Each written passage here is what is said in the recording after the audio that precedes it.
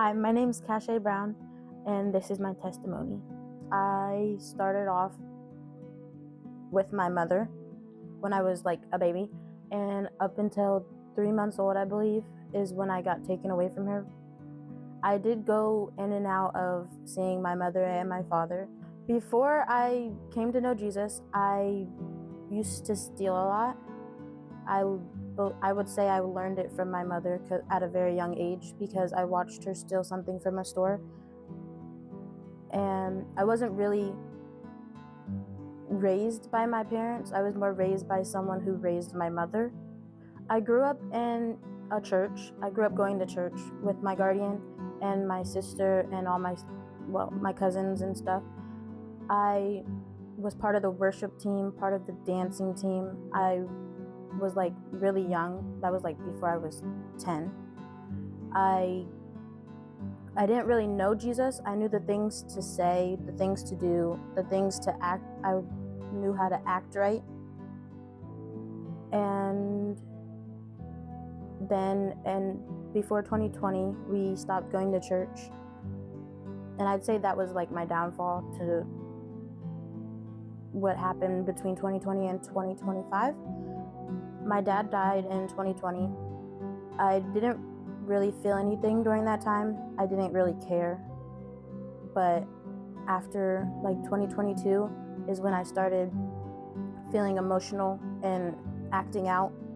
The beginning of 2024, I ran away. I left a suicide note and ran. And that was after I was found with a vape. It fell out of my shirt, so I was in a lot of trouble, and I didn't like the punishments that I was given. And so I ran away, and they found me 2 days later.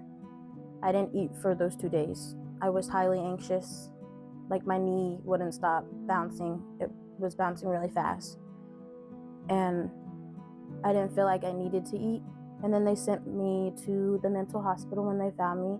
I was put on meds that made me fat, so I was always feeling like I was fat and too big for a girl my age. And then I went through school, daily life as normal, but it felt heavier, and it didn't help my anxiety or anything. I felt like nobody wanted me around. I felt like a burden. The end of 2024, I'd say, December, is when I ran away again. And then Haley reached out to me, and I started living with Haley. And she brought me to the Crossings Community Church. I was baptized in February by Pastor Justin. Then I would say I knew Jesus, but I didn't fully know him. I didn't have a full relationship with him. And then after March 10th, I would say, that's when I got taken advantage of. I was held at knife point. Like I have a little scar up here. And I didn't say no. I didn't stop him. And I've always regretted not, but it's not like I could, because I kind of froze and I blacked out. And ever since, from March to a few months after, I always blamed myself, and I thought it was my fault why that happened to me.